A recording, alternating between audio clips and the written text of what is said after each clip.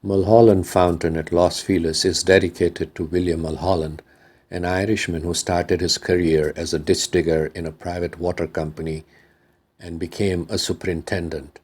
Later on in his career, he was the head of the Department of Water and Power, Los Angeles.